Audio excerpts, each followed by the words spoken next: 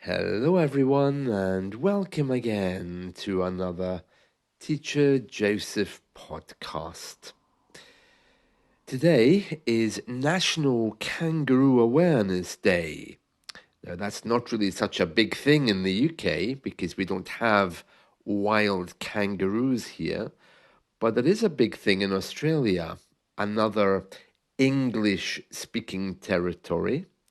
And this day apparently is observed every year on October the 24th because kangaroos are attacked, killed, it says here, hunted in huge numbers across Australia. I didn't know that. I actually thought that kangaroos were simply little cute animals that got in the way of traffic, but apparently not. So this day is designated to the Day of the Kangaroo. Now, there's all different types of kangaroos. I didn't know that either. And as you know, they're not mammals, they are marsupials. Now, I'm not sure if you know this, but in the UK, we don't really see too much of Australian TV. I mean, we do have a few dramas, but we don't really hear much in the news or see many of their dramas. I think there's a few have survived historically, like Home and Away and Neighbours. These are two dramas, but in the old days, we had one called Skippy the Kangaroo. Now you might know it because it was shown all around the world, and it was about this kangaroo that basically protected the human family that looked after it. And every time the little boy had an accident, the kangaroo would rush to the father, and the father would say, "What? Really?" And he would follow the kangaroo, of course, to save the child. But apparently, kangaroos feature quite heavily in Australian culture.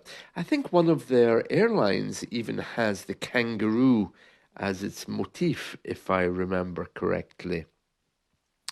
And in 2003, Lulu, who was a kangaroo family pet, alerted family members that one of them, one of their own, had an accident. So a bit like Skippy, although this one was real.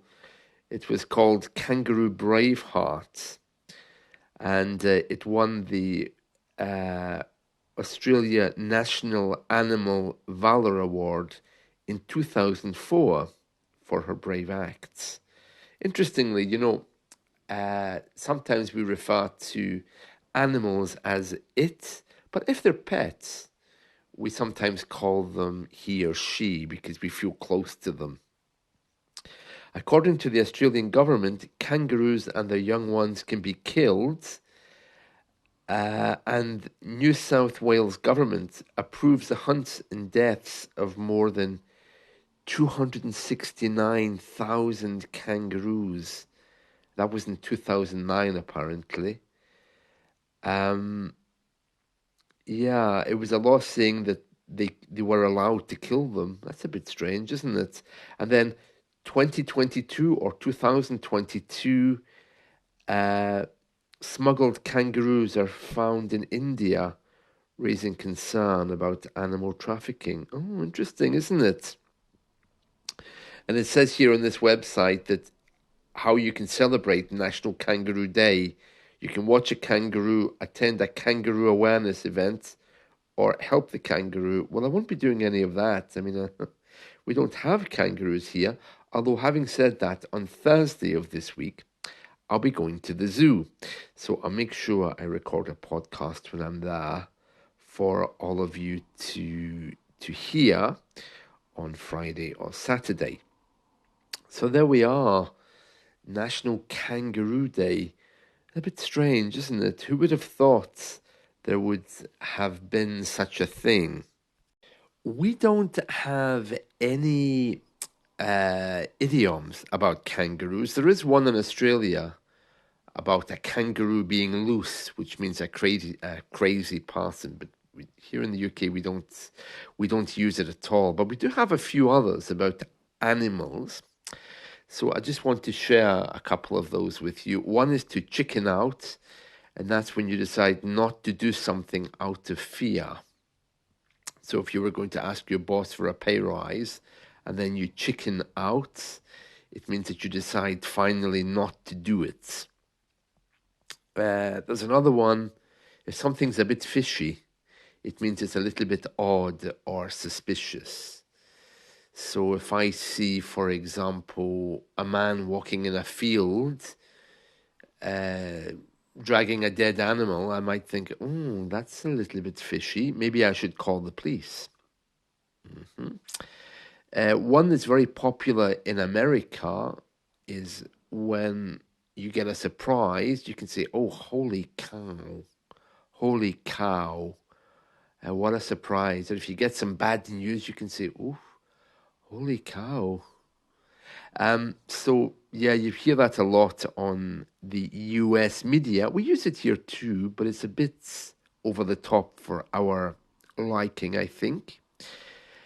Um, oh, until the cows come home. That's when you do something that you love. For example, I could eat chocolate until the cows come home because I love chocolate. Well, I can't do it now, but I could eat chocolates until the cows come home. Yeah. Um, what else do we have here? Oh, to smell a rat. Yeah, that's when you get suspicious. It's the same as something being a bit fishy. If you smell a rat, you can say, I smell a rat. Something's not right here. It means you're beginning to suspect some kind of foul play, which is another one. Foul play means something which is not really honest. Oh, there we are. So those are some animal idioms for today. And I think that's it from me. So whatever you're doing today, I hope you enjoy it. I'll be cutting the grass. This will be my last cut of the year. So I'll be doing some final gardening before autumn strikes. And next big festival here in the UK will be Halloween, I think, in the 31st. On the 31st, I should say. That'll be nice. And there'll be a big parade here. So I'll be bringing you some details for that on the night of the 31st. It's getting very dark these days. Very stormy looking after stormy weather. Storm Babette has just gone. So, yeah, so it's getting a bit dark. So the seasons are changing, and there we are. So I'll see you all again soon, and I wish you a wonderful day. Bye.